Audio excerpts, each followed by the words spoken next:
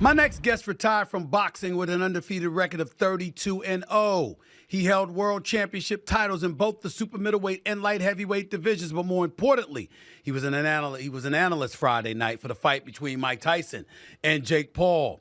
Please welcome to the Stephen A. Smith Show, one of the greatest fighters in history, retiring again as an undefeated champion, the one and only Andre Ward. What's up, big time? How you doing, man? How's everything?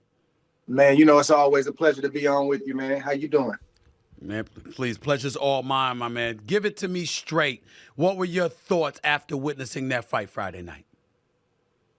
It's what I thought it was going to be. People signed up for this fight. They tuned in. They showed up to AT&T Stadium, partly because of Jake Paul, his following, and everything that he brings to the table. But then it's also, it was the idea of who Mike Tyson was.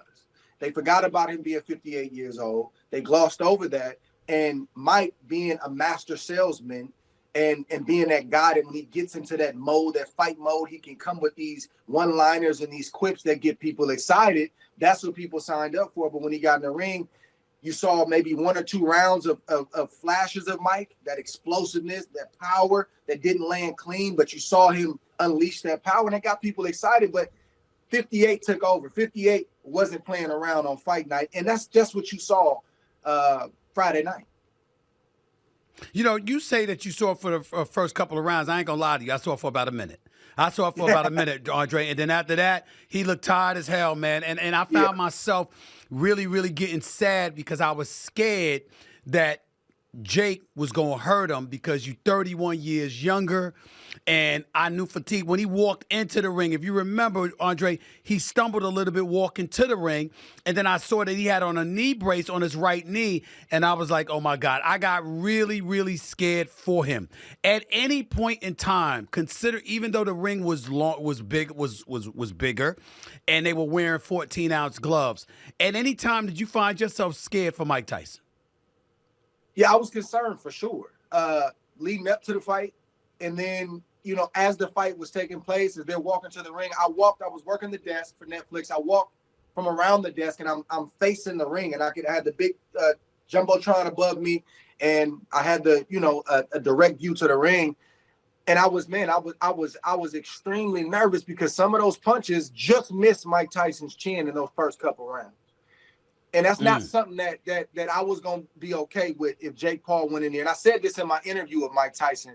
When I interviewed him, I said, man, if Jake goes in there with an agenda and if something bad happens, Mike, meaning my generation, we ain't going to appreciate that. So I was very concerned. And even though most people in the arena expected something else from Mike Tyson, I got to give Jake Paul credit, and I appreciate him taking his foot off the gas. That's not good for marketing or the paying audience. They want to see what they want to see. But I appreciate him taking his foot off the gas, you know, for those last four rounds and not try to press the issue. Right. So Dre, you're of the mindset, before I brought you on, what I gave and what my opening monologue saying to folks is that I saw Jake in the ring recognizing it wasn't something that was preordained, something that happened before the fight. But what I saw throughout my years of watching boxing, because I saw this with Larry Holmes, with Muhammad Ali, along with various others, I saw Jake looking over at Mike Tyson, and it was almost as if he said, I can't do this. I can't do this to him. He is 31 years older than me. I'm really taking advantage. He's not what he used to be. I'm not going to do that to him. And I was actually very proud of Jake for doing that. That's what I saw. Are you confirming that's what you saw? Yeah, that's what I saw. That's exactly what I saw. And people are saying it's scripted. I don't think it was scripted when these guys sat in the room and said, okay, this is how the fight's going to go, punch for punch, like it's a movie. But what did happen was Jake recognized what you just mentioned, and he made a game time decision to choose Mike's well-being, the well-being of how he's going to be received from the general public, and more specifically the boxing public, over the cheers and everybody saying it was a great event. He had to choose one, and he chose right, because it wouldn't have been good. And I personally, if something happened to Mike Tyson in that ring, it was going to be real hard for me to hold my composure when I got that mic to close out that event.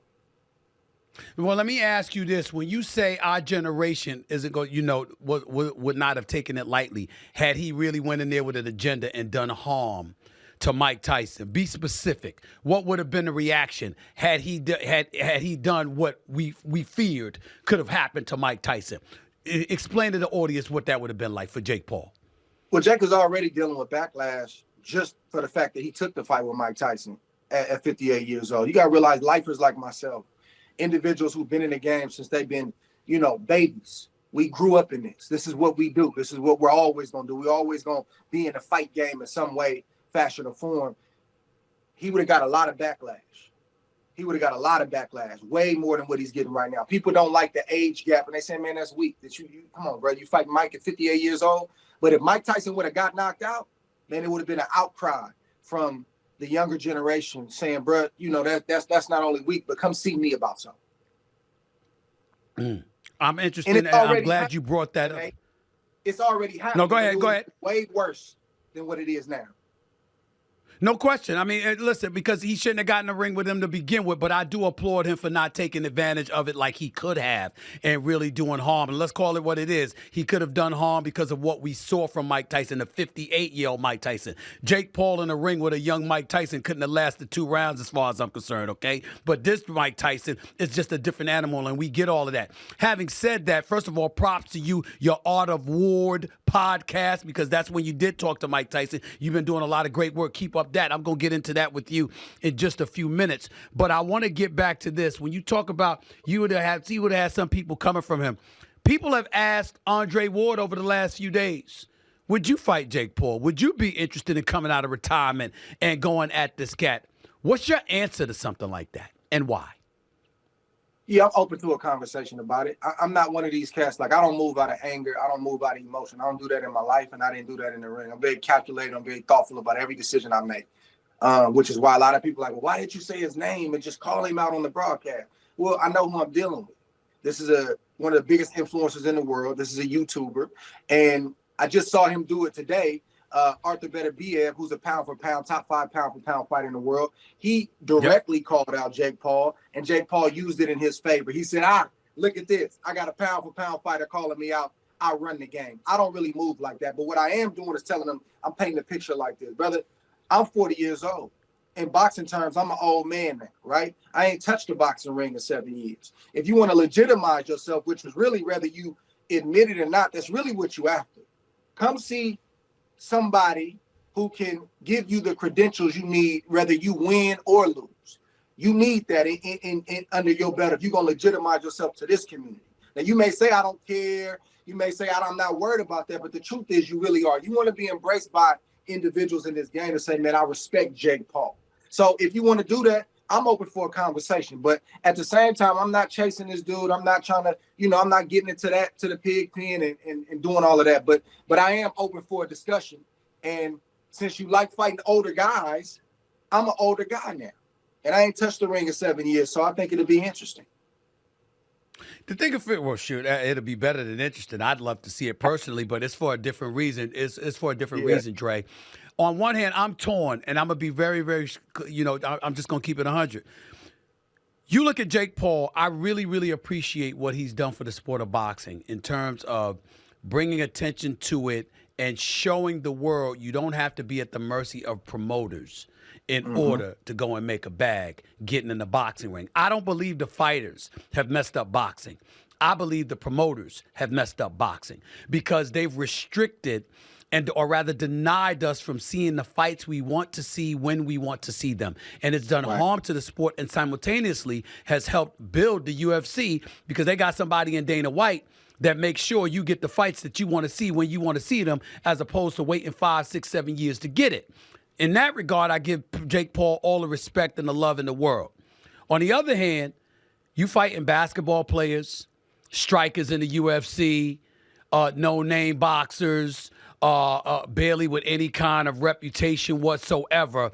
But then you talking about how guys like Canelo, they need you. You don't need them, etc. And I'm saying to myself, yo, man, at some point in time, you can't be training professionally as a boxer, being trained by professional boxing trainers and continuously going into the ring against cats who don't fight. I think that's wrong. To that, you say what? I mean, first off, I agree and I second what you're saying. I've always given Jake Paul respect for the hustle, the grind, getting it out the mud the way he did, and then bringing his fan base over here. You can't get mad at this man for, selling the tickets that he sells and gaining the money and earning the money that he's earned. He's done it the hard way. So that's in one category. Compartmentalize that. If he is young in the game, so I understand a level of that, right? Like, you got to work your way up. I'm not knocking all the guys he fought up to this point, but at a certain point, bro, like if you really about this, like Jake Paul calls himself the face of boxing, I can't give you that. You're a good salesman, You're a good marketer, and you sell tickets. Selling tickets and having interest when you fight is one box that you check if you want to be the face of boxing. It's a few other boxes you ain't checked yet, and one of them boxes is, man, you got to fight somebody and you got to prove yourself. You don't get to sidestep that. You can't be the face of boxing because you're a marketing genius. We know you can do that. We respect you on that. Because anytime you press Jake Paul, he brings up the numbers. We see that, man. We salute you on that. But if you want to really call yourself the face of boxing, bro, you got to get into the fire. Ain't no face of boxing. Ain't nobody that's considered the face of boxing ain't been to the fire time and time again. We've yet to see that with Jake. Right. So though we respect certain things, I can't give you that. Not gonna happen. You got to earn that. And not only that, earning it, part of earning it is also showing respect. Like, you can't sit up there and say, I don't need Canelo, Canelo needs me. That's Canelo Alvarez. You understand what I'm trying to say? I mean, that's Canelo Alvarez. Beterbiev sitting up there saying, I fight at 175 pounds. You went in the ring at, what was Jake, like 228? Beterbiev was like this, I'll fight you. Beterbiev was like, I'll fight you. He had 175. David Benavidez, the Mexican monster, he was fighting at 168. He said, I'll fight him. So I'm like, well, wait a minute. Now you got cats 50, 60 pounds lighter than you saying, let's go. And to me, that's not, and correct me if you think I'm wrong, I don't think that's about the money. I think that's about them being elite at their craft, watching this cat, thinking he's something that they don't believe he is, because as you said, you ain't been into any kind of fire. How dare you disrespect the sport like that? That's what I got from them. What did you get when you see them going at Jake Paul like that? I understand what I'm dealing with. Jake Paul is a master marketer. His nickname is the problem child. He wants you to love to hate him. That's why people fill out the arenas, and that's why people buy the pay-per-views. It's not everybody don't hate Jake Paul. He got a lot of support, a lot of people pulling for him, especially the younger generation. Right. But part of his deal, part of what he markets, part of what he puts out there is he says the most outlandish thing because he's going to get a reaction. It's all calculated. So me personally, even though it's disrespectful, I don't take it personal because I understand who's saying what they're saying. I don't take the Canelo Alvarez comment personal. I know he wants Canelo to take the bait because Canelo's already said, I'm not interested in fighting you. So with me, it's not a hard press. I'm not going to be the guy to say, fight me, Jake Paul. Nah, man, I'm a Hall of Famer. I don't have to say that. But it's a soft press. You want to have a conversation? We could talk about it. And if you want to legitimize yourself and stop saying you the face of boxing, but prove you willing to go through the fire like the other faces of boxing did, then we could talk about that too. When Canelo snaps at a reporter or somebody that asked him about a fight, I remember when he said somebody asked him about Jake Paul. He said, I don't give a F about Jake Paul, whatever it was that he said. Do you believe it's justified for a fighter to be completely annoyed at somebody? I'm talking about a world championship fighter, to be completely annoyed at somebody coming up to them saying they should fight Jake Paul? I understood where Canelo's coming from. Anybody for that matter. If, like you said, if you've been in a fire, how dare anybody come to me and act like I'm supposed to fight you and, you're a YouTuber that turned to boxing and I'm a champion walking around here and y'all acting like I need him. Do you think they're justified in feeling annoyed when people come at them like that about Jake Paul? I understand completely where Canelo's coming from. If I was an active fighter, I wouldn't entertain it either. When you in the fire and you still in the game like that, you got real issues and beef going on. You got real opponents, like dudes that can really hurt you, that you need to figure out how to beat them and when we gonna fight and all that kind of stuff. I don't have time to entertain the circus. I don't have time for you to have my name even associated with a dude that ain't really a fighter like that. So I understand completely with it. He's an active fighter, man. He got way bigger fish to fry in terms of legacy, And he's in a line of fire. He still got danger around the corner. Somebody else always coming for his spot. So he ain't got a lot of time to entertain that kind of stuff. But you know how it goes, Stephen. And people say they're not interested in something until that number get large enough, and all of a sudden start making a lot of That's sense. true. So, you know, when Mike Tyson slapped him, it had over 160 million views on Instagram alone. I think that speaks to the power. I think that speaks to the power of social media. Is that the new frontier of boxing promotion, in your estimation?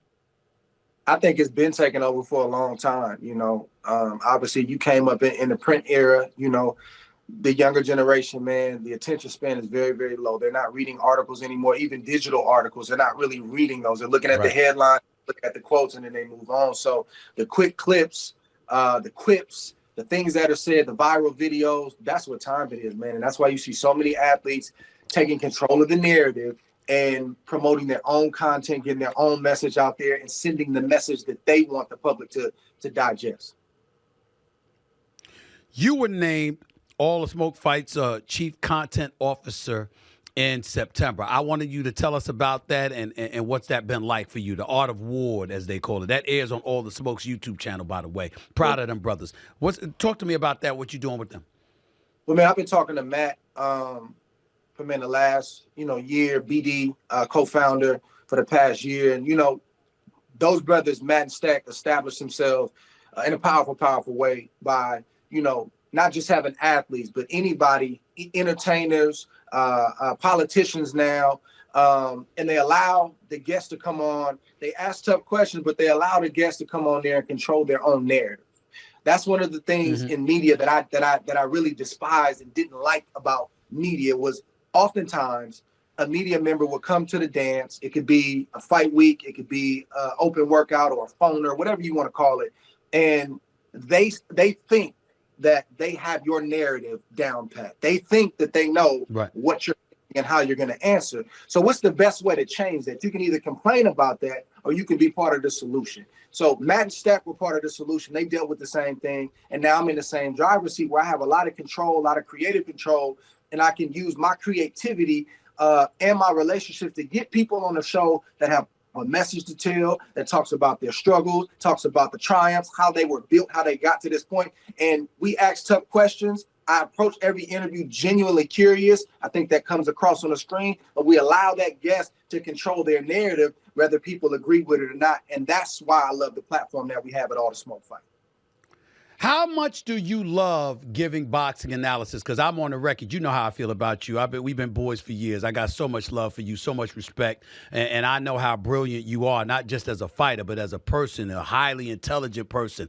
How much have you enjoyed doing boxing commentary? That's my baby. That's my baby. I no longer do it. But when you do boxing commentary, you have the best seat in the house. You're just not taking no punches. So I still got the same feelings, excitement, the goosebumps, all the stuff that I would have, not so much as if I was fighting, but it's as close as I can come to get in that ring. And man, I just get to share my heart about what I'm seeing, man. I obviously have a lot of knowledge, a lot of deep experience in the game, but even more so than that, I want to communicate this in a way that people can digest it and understand it and hopefully fall in love with the sport. So that's my baby, man. No matter what I do in life, I hope I always have my hand on the game in some kind of respect through the commentating, broadcasting aspect, man, because I just absolutely love it. Man, listen, I'm gonna say it plain and simple. I didn't have that big of an interest of going to the fight. Netflix, wanted me to do something, but obviously I'm working for ESPN, and that was something that couldn't be worked out. The only reason I was interested in it was because I was gonna be sitting next to you, calling a fight with you. That's the only reason I was gonna come, because I was looking forward to it, man. So that's how much respect and love that I have for you. I'm gonna let you get on out of here, but before I do, of all the interviews that you have done thus far, what's been your most interesting? I know you've talked to Terrence Crawford, Anderson Silva, Shakur Stevenson, if I remember correctly, Devin Haney as well. Who's been your most interesting interview? They've all been amazing for different reasons, but I would say the most interesting was Mike Tyson. I had only met Mike Tyson, been around him, physically one time in my life, I think in passing in Las Vegas. So, everything had been from a distance. And as soon as Mike walked in the room, you know, you can't really prepare for a person's the vibe that they bring in the room. And Mike has a presence about him. You know what I mean? Like I had to get myself together a little bit. And I normally don't have to worry about that. Like I've been in a lot of places around a lot of people. I had to take a deep breath and get myself together. Mike has a presence about him. Sitting down, he's such a conundrum, man. He's such a hybrid. Like he's deep, he's philosophical, but you see that look in his eyes. He's got that other side too. You hear it come out. You know, that fighter and that you know, I'm coming to get you. He still got that about it. Mike also seems conflicted with some of the things that he struggles with and balances out. He'll tell you, like, brother, I don't know. I'm trying to figure it out. He's also just extremely honest and transparent, which I think that's what's caused people, even in the midst of his highs and lows, have caused them to gravitate toward Mike, especially at their older age, because I think everybody sees a little bit of themselves in Mike Tyson. Mike is very open. He's an open book. And I just walked away, man, just I got more than I expected. So the Mike Tyson interview is the top interview right now. You talked about getting more than you expected. What fight do you think is out there now that we all should want to see where we probably get more than we expected? What's the ideal fight, the matchup that you'd like to see at this stage and point? Man, in the pro game, like boxing right now? Yes.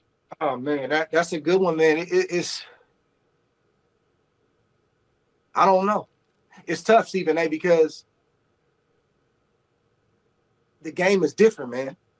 It's different, you know, and it's a lot of it's a lot of strategy going on with guys not taking fights and why they not taking fights, man. It's hard to call out a fight, man. I like the Terrence Crawford, Canelo Alvarez fight. A lot of people say, you know, so do I, that I'm crazy for thinking that Terrence Crawford could win that fight. And my thing is like, okay, well, if you don't think that Terrence Crawford can outbox Canelo Alvarez, you may have to check your IQ. You're not watching. Absolutely. And there's a reason why Canelo Alvarez ain't jumping at that fight. He fought Amir Khan, which was, I think, 2 weight classes lower than him. So the weight thing ain't that at least big the weight class. Yeah. Right. And he fought Charlo. I'm trying to figure out what I'm missing with that. So that's a fight. That's a fight that I would really like to see. That's a dangerous fight for both fighters for different reasons. That's a fight that I would like to see, and I think that would be an all-time great classic fight that people, the assumption with the general public would be he's 30 pounds heavier than I think it'd be a great classic fight. As well as Tank, man. I don't know who I would want to see Tank against right now. Let me ask you the question. What fight would you want to? Well, I was going to tell you Crawford versus Charlo for 2 reasons.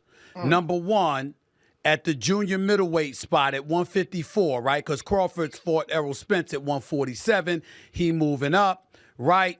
Even though I spoke to Crawford personally, and Canelo's on my list as well, because he convinced me, Stephen A., that's a legacy fight. That's a fight that I want badly. Don't underestimate me. I can beat him. Crawford wants that fight bad. Fair enough. But the reason I bring up Charlo is for 2 reasons. Number one, Charlo, that's a natural weight at 154, and that's not too far off for Terrence Crawford, all right? And number 2, Charlo is really, really good friends. The Charlo twins are really good friends with Errol Spence. And we saw what Terrence Crawford did to him. And we saw that when Crawford dropped Spence, he went over and the person he was talking shit to in the crowd was Charlo. Okay? So I'm looking at that and I'm like, yeah.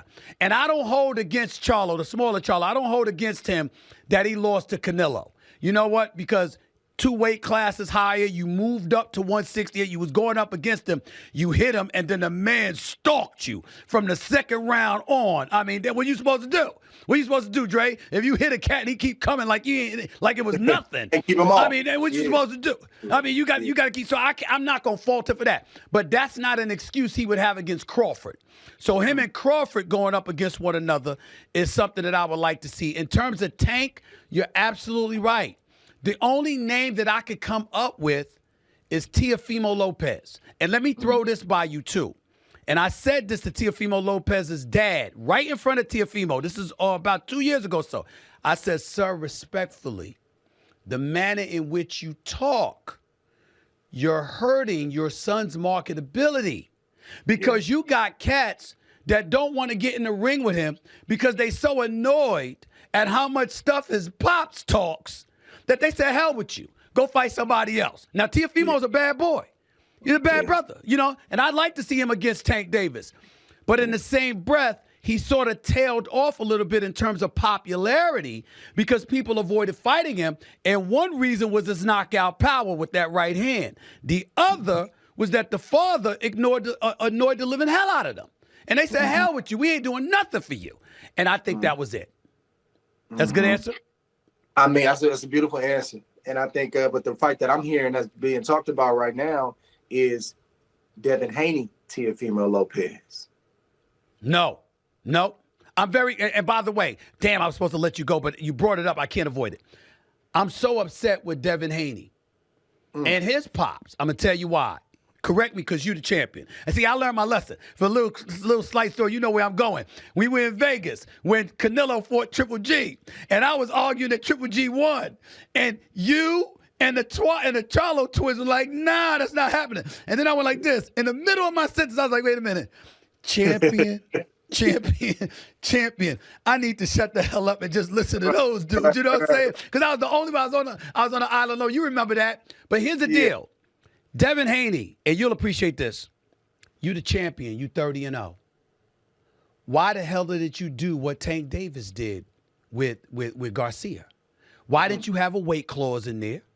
Why didn't you have, you couldn't balloon after the weigh-in? What you doing betting him $500,000 for every pound he comes in overweight, and then he could come in 3 pounds overweight, all right? And you just gives up the $1.5 million, but he's bigger, he's stronger, he's fresher, and he came in there and he beat you. You the champion. When he fought Gervonta Davis had a weight clause in there.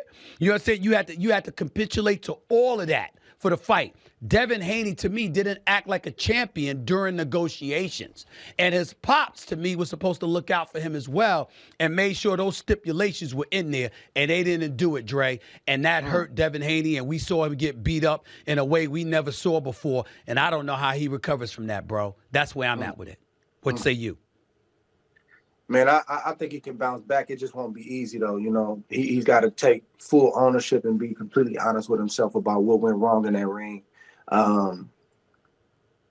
Me personally, if that's my son, I'm gonna talk to my son and say, hey baby, we need to beat him. We need to overcome him. He's got a year suspension. He's getting ready, I think, a rumor to face Manny Pacquiao in Saudi. Correct.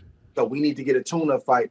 But baby, we need to beat him and overcome him, and then we can move on to somebody else. I personally don't like the Teofimo fight. It's very, very dangerous.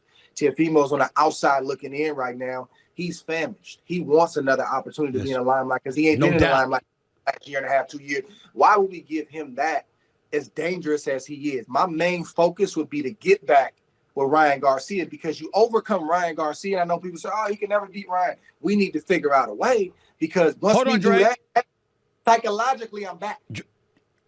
Hold on, Dre. I wasn't saying that Devin Haney should fight Teofimo. I was saying Gervonta Davis should fight Teofimo. No, I'm saying not Devin Haney. I'm telling you that that's the rumored fight that's being negotiated right now.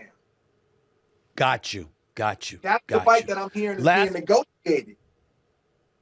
That's my point. The fight is Devin Haney. Teofimo Lopez. That's what's being negotiated right now. I don't like that for Devin Haney at all. I think that Devin Haney. I don't like that for Devin Haney at all. I don't think he'd beat Teofimo Lopez. I don't think he'll do it. I think Teofimo will beat him. It's a dangerous fight. Why do we go to him? Let's focus on Ryan. My mission is to get back with Ryan. He takes a tune-up, I take a tune-up. We're going to correct these wrong, and what happened ain't going to happen again. That's my mission and my focus if I'm Team Haney. Right. Very last question. If you fought Jake Paul, what would be your prediction? Oh man, I'm gonna do what I normally do, man. I'm a dissect. I'm a bully, and it ain't gonna be pretty. You know what I mean? And it's not gonna be pretty. But at the same time, Jake is a big guy. Jake can hit, and he knows enough in that ring where you can't go in there half-step. And if I ever fought Jake Paul, I'm gonna prepare like I need to prepare, because I got no room for error. If he pushed me down, and they call it a knockdown. Oh my God, Jake knocked Andre down. Oh my God, he's a Hall of Famer. So it's a very, very dangerous proposition for me because of who I am in the sport and what I've accomplished. I don't have a room to slip, but it wouldn't be easy overcoming 7 years of inactivity. It wouldn't be easy trying to get the rust off, and it wouldn't be easy fighting a bigger guy like that and being 40 years old. So he's got the advantages, man. It wouldn't be an easy thing, but Stephen A., you can't convince me that I can't figure it out. Please. You can't bet anybody you can't figure it out. You Andre Ward, bro. You Andre Ward. Shit, I bet my money on you all day, every day. Love you, bro. Appreciate you, man. I'll holler at you soon, man. It's good to talk to you. You take it easy. Anytime. Always. The one and only Andre Ward. Make sure to check out his podcast, The Art of Ward, that airs on All the Smoke's YouTube channel. I'm so proud of Matt Barnes, Steven Jackson, them, giving them their props. We'll do it all the smoke. Really proud of them. I love that they brought Andre Ward on this.